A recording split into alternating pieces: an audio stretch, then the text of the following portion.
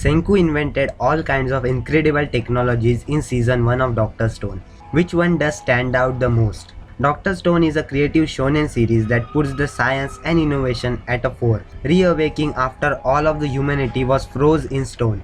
Senku uses his incredible brain to reinvent humanity's best creations. With season 2 just beginning, now is the perfect time to review what Senku has accomplished so far in rebuilding civilizations from scratch. So without any further ado, let's take a look at Senku's top 5 inventions from the season 1. On the 5th number, the invention is Senku's bright invention, which is called as the light bulb. Senku needs a way to keep the kingdom of science running even in the dark of night, and he got the solution: light bulbs.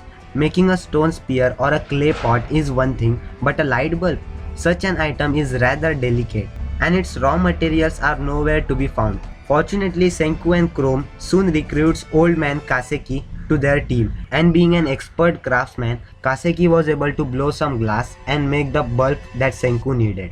Next, Senku extracted metal from nearby rocks and melted the metals down into filaments, and he even used a pump to remove the bulb's air.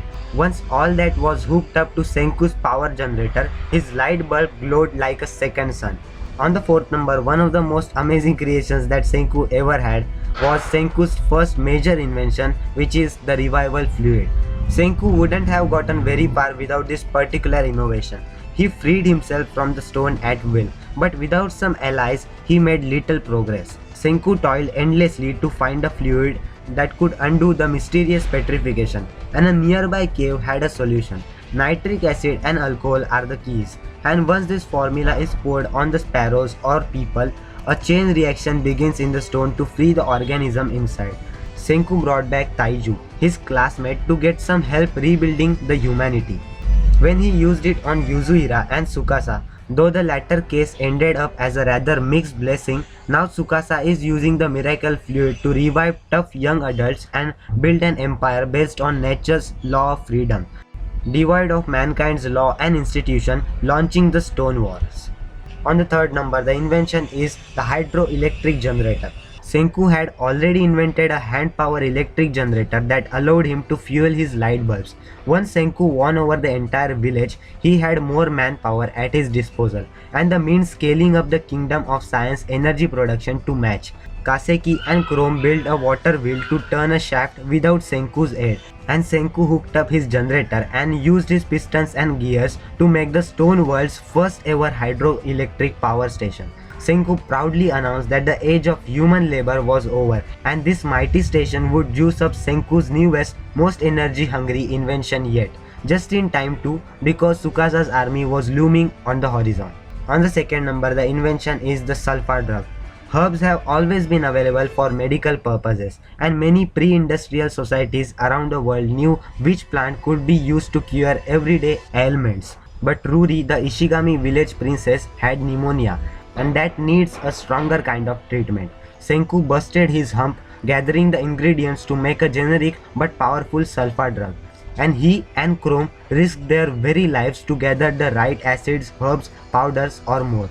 Making glassware was also a must, and that's where the Kaseki came in. Senku was no doctor, but he knew the basics, and at last he delivered the white powder drug to Ruri just in time.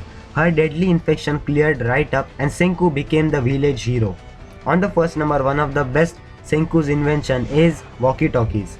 Senku has already done the impossible by inventing glass, ramen, katanas, powerful antibiotics, and even gas masks and electricity.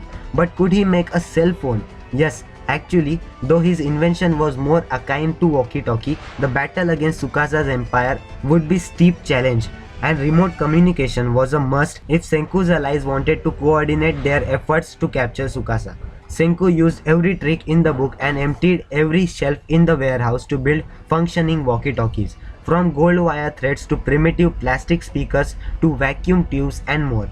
He needed the entire village to work by his side, from the children trading the gold strands from the cotton candy machine to Kaseki forging yet more glass, and Magma using his great strength to mine some much needed tungsten to make filaments from the vacuum tube.